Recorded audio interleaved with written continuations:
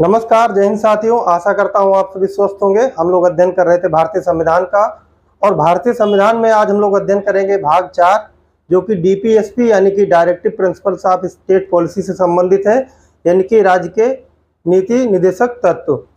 यदि हम बात करें राज्य के नीति निर्देशक तत्व जो हैं वह इंडियन कॉन्स्टिट्यूशन में किस एक देश के संविधान से लिए गए हैं, तो ये आयरलैंड के संविधान से लिए गए हैं। और इम्पोर्टेंट ये है कि जो डीपीएसपी है यानी कि directive principles of state policy है, यह है विश्व के सिर्फ 2 ही देशों के संविधान में है, पहला आयरलैंड और दूसरा भारत। अब हम लोग अध्ययन करेंगे भारतीय संविधान के directive principles of state policy, जो कि आर्टिकल 36 से लेकर आर्टिकल 51 तक है। इसके हर एक आर्टिकल को बहुत ध्यान से समझेंगे, क्योंकि यह ऐसे आर्टिकल हैं जो कि भारत में लोक कल्याणकारी राज्य की स्थापना में बहुत ही महत्वपूर्ण भूमिका निभाते हैं और हर एक नागरिक को उसके संसाधनों तक पहुंच के लिए महत्वपूर्ण हैं। ठीक है, यदि हम बात करें तो हमारा टॉपिक रहेगा भारतीय संविधान यानी कि इंडियन कॉन्स्टिट्यूशन। भारतीय संविधान, ठीक है, इंडियन कॉन्स्टिट्यूशन। और इंडियन कॉन्स्टिट्यूशन में हम लोग कौन सा पार्ट पढ़ रहे हैं? पार्ट 4 यानी कि भाग 4। भाग 4 मैं यहां लिख देता हूं उसको, भाग 4। भाग 4 में क्या है? राज्य के नीति निर्देशक तत्व, ठीक है, यानी कि डीपीएसपी। राज्य यानी स्टेट, राज्य के नीति निर्देशक तत्व, शॉर्ट फॉर्म में इसको बोलते हैं DPSP, directive principles of state policy. ठीक है, यदि हम लोग बात करें इसके फर्स्ट आर्टिकल की, यानी कि आर्टिकल 36, जो कि राज्य की परिभाषा के बारे में बात करता है, अनुच्छेद 36। आर्टिकल 36 किसकी परिभाषा के बारे में बात करेगा? राज्य की परिभाषा के बारे में बात करेगा। राज्य में कौन कौन आता है? तो राज्य में आता है केंद्र की सरकार और संसद, राज्य सरकार, राज्यों के विधानमंडल और वह सभी लोक प्राधिकारी अन्यथा प्राधिकरण जो भारत सरकार के लिए काम कर रहे हैं, और वह सभी संस्थान जो कि राज्य द्वारा वित्तीय सहायता प्राप्त हैं। तो आप लोग इसको लिख लेना। राज्य की परिभाषा में कौन कौन आता है? केंद्र सरकार आएगी, संसद आएगी, उसके बाद राज्य सरकारें आती हैं, फिर विधानमंडल आता है, राज्यों का विधानमंडल, और उसके बाद सभी लोक प्राधिकरण आते हैं, ठीक है, या लोक प्राधिकारी जो भी हैं भारत सरकार के अंतर्गत कार्य करते हैं, और वह सभी संस्थान जो कि राज्य द्वारा वित्तीय सहायता प्राप्त करते हैं, तो वह किस में आएंगे? वह राज्य में आएंगे। और राज्य की परिभाषा इसलिए दी गई है क्योंकि जो अनुच्छेद 36 से लेकर, अनुच्छेद 36 में स्वयं राज्य की परिभाषा है, अब अनुच्छेद 37 से लेकर और अनुच्छेद 51 तक जब आप अध्ययन करेंगे तब वहां राज्य शब्द का प्रयोग किया जाएगा। तो यह क्या है? राज्य शब्द की परिभाषा को बताया गया है। किसमें बताया गया है? आर्टिकल 36 में बताया गया है। ठीक है, अब हम लोग पढ़ेंगे आर्टिकल 37। 37 में क्या क्या क्या कहा गया है? जैसा कि मौलिक अधिकार यानी कि फंडामेंटल राइट्स हैं वह न्यायालय द्वारा परिवर्तनीय है, यानी कि बाध्य योग्य हैं। यदि फंडामेंटल राइट्स का वायलेशन होता है तब आप कोर्ट जा सकते हैं, लेकिन यदि डीपीएसपी का वायलेशन होता है तब आप कोर्ट नहीं जा सकते हैं, यानी कि directive principles of state policy जो है वह बाध्य योग्य नहीं है। क्या नहीं है? बाध्य योग्य नहीं है, आप न्यायालय नहीं जा सकते। तो आर्टिकल 37 क्या कहता है कि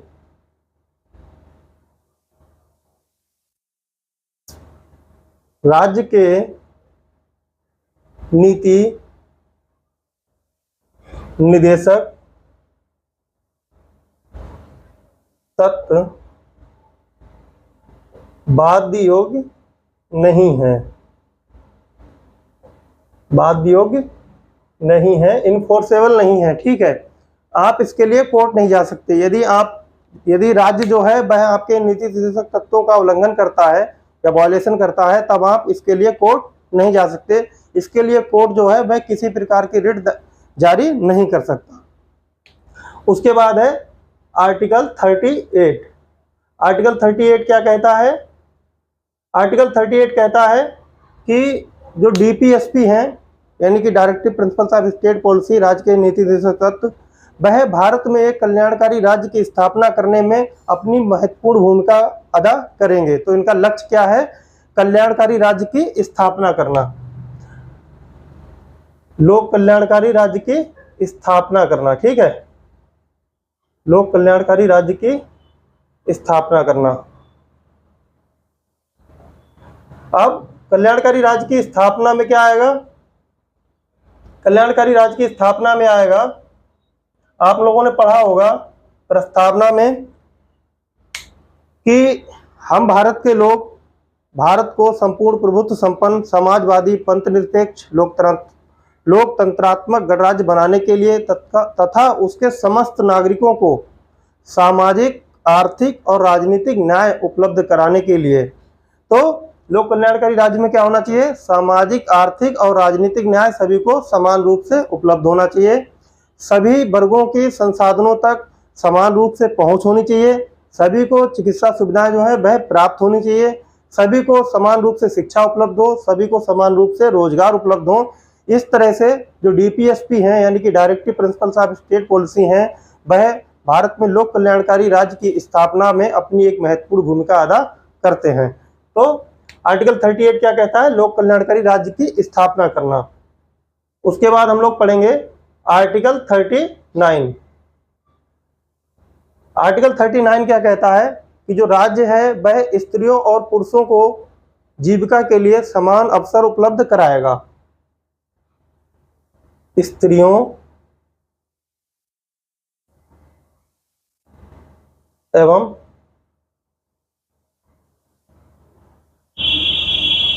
पुरुषों को राज्य जीविका के समान अवसर उपलब्ध कराएगा। राज्य क्या करेगा? स्त्री और पुरुषों को जीविका के लिए समान अवसर उपलब्ध कराएगा। ठीक है, उसके बाद क्या है? उसके बाद आर्टिकल 39 का क्या कहता है? आर्टिकल 39 का कहता है कि राज्य जो है वह सभी को समान रूप से न्याय उपलब्ध कराएगा और निःशुल्क विधिक सहायता उपलब्ध कराएगा। 39 का क्या कहता है? समान न्याय एवं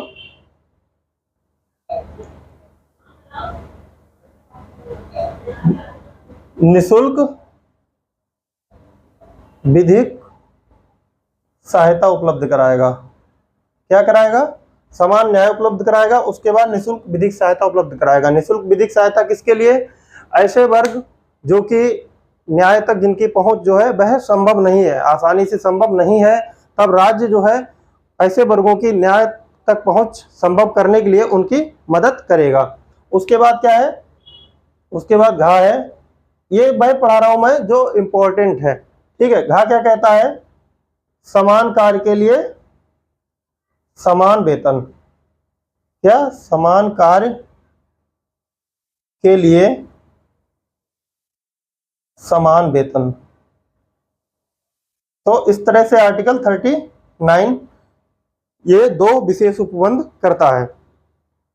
अब आर्टिकल 40 क्या कहता है? आर्टिकल 40 जो है वह गांधीवादी सिद्धांतों पर आधारित है। क्या कहता है आर्टिकल 40? आर्टिकल 40 कहता है कि राज्य क्या करेगा? ग्राम पंचायतों का गठन करेगा। राज्य ग्राम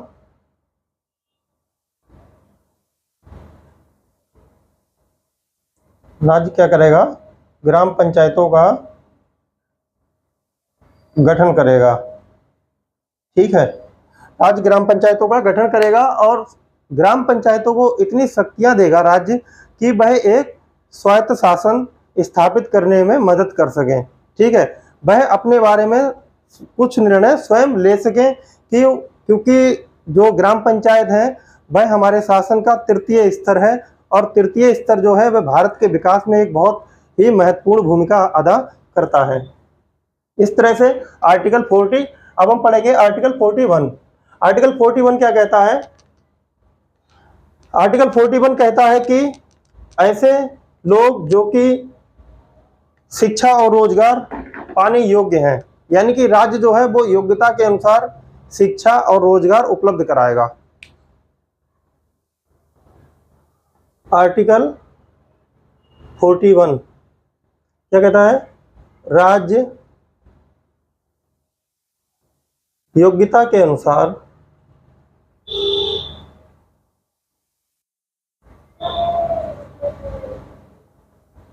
शिक्षा एवं रोजगार उपलब्ध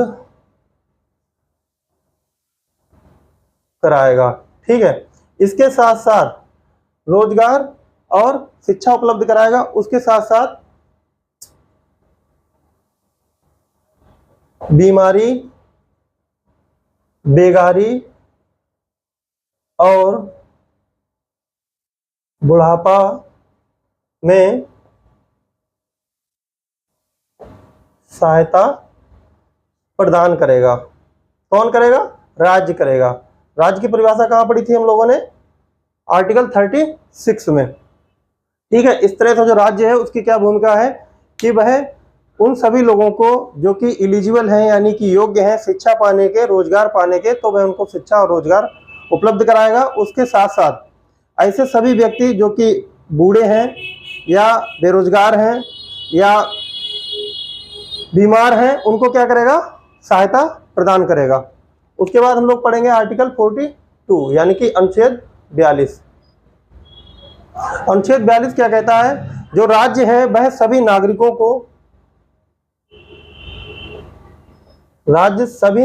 को मानवोचित दशाओं में कार्य की उपलब्धता कराएगा। यानी ऐसे इस तरह से कार्य उपलब्ध कराएगा कि किसी को भी उस कार्य को करने में कोई जोखिम ना हो, उसे उस कार्य को करने में कोई भी जान का या किसी भी प्रकार का जोखिम ना हो। राज्य सभी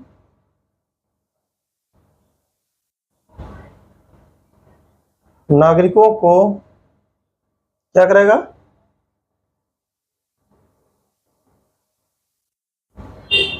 मानवोचित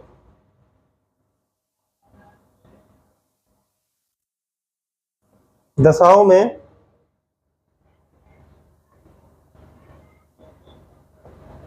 कार्य को उपलब्ध कराएगा और उसके साथ साथ स्त्रियों को प्रसूति सहायता भी उपलब्ध कराएगा।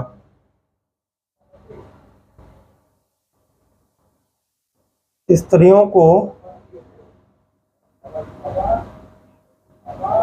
प्रसूति सहायता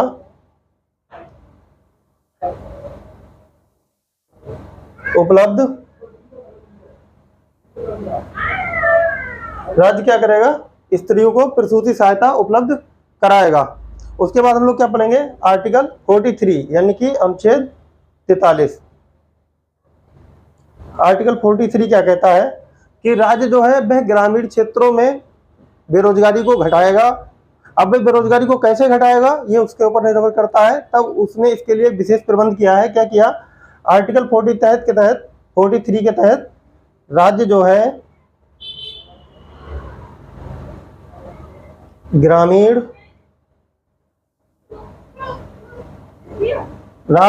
क्षेत्रों में लघु उद्योगों को बढ़ावा देगा।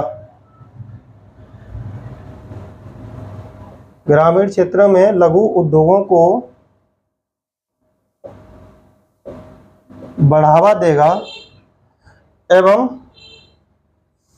क्या करेगा? सहकारी समितियों का गठन करेगा। सहकारी समितियों का गठन करेगा। ठीक है, राज्य क्या करेगा? ग्रामीण क्षेत्रों में लघु उद्योगों को बढ़ावा देगा और उसके साथ साथ सहकारी समितियों का गठन करेगा, जिससे ग्रामीण क्षेत्रों में हर एक व्यक्ति को रोजगार की उपलब्धता हो सके और बेरोजगारी कम की जा सके। उसके बाद हम लोग पढ़ेंगे आर्टिकल 44। आर्टिकल 44 क्या कहता है कि राज्य जो है वह समान नागरिक संहिता स्थापित करेगा। समान नागरिक संहिता यानी कि यूनिफॉर्म सिविल कोड। अनुच्छेद 44 क्या करेगा राज्य?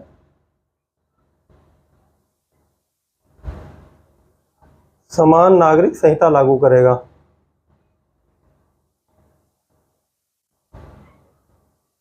समान नागरिक संहिता लागू करेगा, ठीक है। इसको बोलते हैं यूसीसी यानी कि यूनिफॉर्म सिविल कोड। उसके बाद हम लोग क्या पढ़ेंगे? आर्टिकल 45 यानी कि अनुच्छेद 45। अनुच्छेद 45 में क्या है? अनुच्छेद 45 में यह कहा गया है कि जो राज्य है वह 14 वर्ष से कम बच्चों को निःशुल्क और अनिवार्य शिक्षा प्रदान करेगा। अब आप लोग मुझे ये बताना कमेंट में कि ये जो 14 वर्ष से कम बच्चों को अनिवार्य और निःशुल्क शिक्षा प्रदान करने का जो उपबंध है वह मौलिक अधिकार में किस आर्टिकल में किया गया है और कौन से अमेंडमेंट के द्वारा उस आर्टिकल को भारतीय संविधान यानी कि इंडियन कॉन्स्टिट्यूशन में जोड़ा गया है। तो राज्य क्या करेगा? राज्य 14 वर्ष से कम आयु के बच्चों को निःशुल्क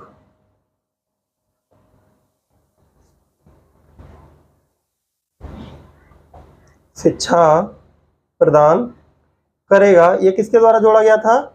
ये है जोड़ा गया था 86th कॉन्स्टिट्यूशन अमेंडमेंट 2002 के द्वारा ये जोड़ा गया था। कहाँ जोड़ा गया था? ये जोड़ा गया था आर्टिकल 21 का ए, ठीक है। फंडामेंटल राइट्स में 21 का ए, ठीक है। ये हो गया आर्टिकल 45। अब हम लोग पढ़ेंगे आर्टिकल 46। 46 में क्या है? 46 में जो नीति निर्देशक तत्व हैं उनका एक ये भी दायित्व है कि वह दुर्बल वर्ग जैसे कि अनुसूचित जाति या अनुसूचित जनजाति के वर्गों को शोषण से बचाएं और उन्हें न्याय उपलब्ध कराएं। तो ये क्या है? दुर्बल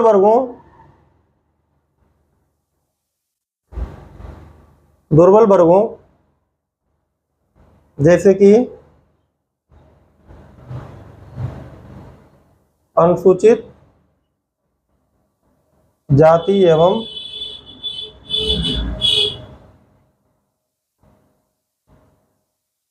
जनजाति दुर्बल वर्गों की शोषण से रक्षा करेगा। शोषण से क्या करेगा? रक्षा करेगा और न्याय उपलब्ध कराएगा एवं न्याय उपलब्ध कराएगा, ठीक है। इस तरह से हो गया आर्टिकल 46। अब हम लोग पढ़ेंगे आर्टिकल 47 यानी कि अनुच्छेद 47। आर्टिकल 47 क्या कहता है? राज्य जो है वह नागरिकों के पोषण स्तर में सुधार करेगा, यानी उनकी जो डाइट है उसमें सुधार करेगा। राज्य नागरिकों के पोषण स्तर में सुधार करेगा एवं उसके साथ साथ मादक पदार्थों यानी कि मादक द्रव्यों पर प्रतिबंध लगाएगा। जैसे कि एल्कोहल है या शराब है उस पर जो स्टेट है वह रेस्ट्रिक्शंस लगा सकता है यानी प्रतिबंध लगाएगा। किसके तहत लगाएगा? आर्टिकल 47 के तहत लगाएगा। मादक द्रव्यों पर प्रतिबंध लगाएगा, ठीक है। अब हम लोग पढ़ेंगे आर्टिकल 48। आर्टिकल 48 क्या कहता है? आर्टिकल 48 कहता है कि जो राज्य है वह कृषि और पशुपालन को बढ़ावा देगा। उसके बाद जो आर्टिकल 48 का का है वह कहता है जो राज्य है वह पर्यावरण और वन्यजीव का संरक्षण प्रदान करेगा। ठीक है, तो आर्टिकल 48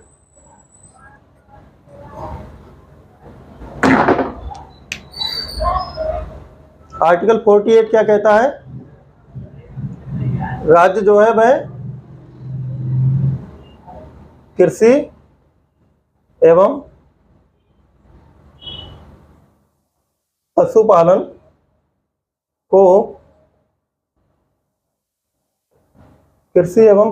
को बढ़ावा देगा। राज्य क्या करेगा, कृषि और पशुपालन को बढ़ावा देगा। ठीक है, कैसे बढ़ावा देगा, किसानों को उन्नत किस्म के बीज प्रोवाइड करेगा और पशुपालकों को जो अच्छी नस्लों के पशु हैं वह प्रोवाइड करेगा। ठीक है, उसके बाद क्या है 48 का क्या कहता है, यह पर्यावरण एवं वन्यजीवों का संरक्षण की बात करता है। कौन करता है, आर्टिकल 48 का करता है। ठीक है, उसके बाद हम लोग पढ़ेंगे आर्टिकल 49 यानी कि 49। ये क्या कहता है, जो राष्ट्रीय महत्व के स्मारक हैं, ठीक है, जो हमारी राष्ट्रीय धरोहर है या विरासत है, हमारी राष्ट्रीय विरासत है, वो जो स्मारक है उनकी सुरक्षा कौन करेगा, राज्य करेगा। तो राष्ट्रीय महत्व के स्मारकों की सुरक्षा एवं रखरखाव का प्रबंध कौन करेगा, स्टेट करेगा। स्टेट मतलब राज्य करेगा। अब हम लोग पढ़ेंगे अनुच्छेद 50 यानी कि आर्टिकल 50। आर्टिकल 50 क्या कहता है, आर्टिकल 50 ये कहता है कई बार कार्यपालिका और न्यायपालिका में कार्यों को लेकर जो कन्फ्यूजन रहता है वह यहाँ से दूर कर दिया जाता है। और क्या कहा गया है कि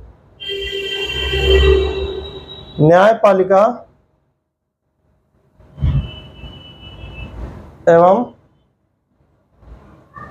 कार्यपालिका यानी कि जुडिशरी, ठीक है, और एग्जीक्यूटिव और न्यायपालिका में शक्तियों का बंटवारा, क्या हो गया, शक्तियों का बंटवारा हो गया। ठीक है, किसमें, जुडिशरी और एग्जीक्यूटिव में क्या हो गया, पावर्स का डिवाइडेशन हो गया। अब हम लोग पढ़ेंगे आर्टिकल 51। आर्टिकल 51 यानी कि अनुच्छेद 51। अनुच्छेद 51 में क्या है, तो राज्य है वह क्या करेगा, अंतरराष्ट्रीय शांति स्थापित करेगा। राज्य क्या करेगा,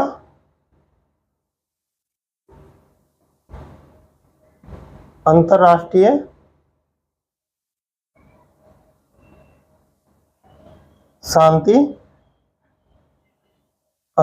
शांति स्थापित करेगा। ठीक है, ये हो गया आर्टिकल 51 और ये हो गया आर्टिकल 50 न्यायपालिका और कार्यपालिका में शक्तियों का बंटवारा। ये हो गया आर्टिकल 49 राष्ट्रीय महत्व के स्मारकों की सुरक्षा एवं रखरखाव का प्रबंध कौन करेगा, राज्य करेगा। उसके बाद आर्टिकल 48 राज्य जो है वह कृषि एवं पशुपालन को बढ़ावा देगा। ठीक है, कैसे करेगा, उन्नत किस्म के बीज देगा। ठीक है, फार्मर्स को और अच्छी नस्ल के जो एनिमल्स है यानी कि पशु हैं वह प्रोवाइड करेगा। किसको करेगा, फार्मर्स को करेगा। और उसके बाद 48 का पर्यावरण और वन्यजीवों का संरक्षण करेगा। कौन करेगा, राज्य करेगा। इसके बाद हम लोगों का बचता है भाग 4 का, यानी कि भाग 4 का में क्या है, फंडामेंटल ड्यूटीज हैं। जैसे कि आप लोगों ने फंडामेंटल राइट पढ़े भाग 3 में, उसके बाद आप लोगों ने डीपीएसपी पढ़े भाग 4 में। अब हम लोग पढ़ेंगे भाग 4 का। भाग 4 को कब जोड़ा गया, भाग 4 का को बाद में जोड़ा गया। ठीक है, भाग 4 का क्या है, फंडामेंटल ड्यूटीज यानी कि मौलिक कर्तव्य, मौलिक कर्तव्य कहाँ है? अनुच्छेद 51 का में है। और वर्तमान में कितने मौलिक अधिकार हैं?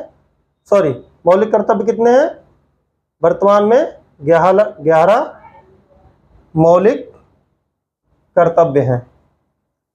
ठीक है, किसकी सिफारिश पर जोड़े गए थे? सरदार स्वर्ण सिंह समिति की सिफारिश पर जोड़े गए थे। कब जोड़े गए थे? 42वें संविधान संशोधन यानी कि 42वें कॉन्स्टिट्यूशन अमेंडमेंट के द्वारा 1976 में इनको जोड़ा गया था। ठीक है, इस तरह से हम लोगों ने आज अपना पार्ट 4 जो है कॉन्स्टिट्यूशन का वह कंप्लीट किया और पार्ट जो 4 का था वह भी कंप्लीट किया। अब हम लोग पढ़ेंगे अगली क्लास से पार्ट 5 यानी कि 5th। जय हिंद।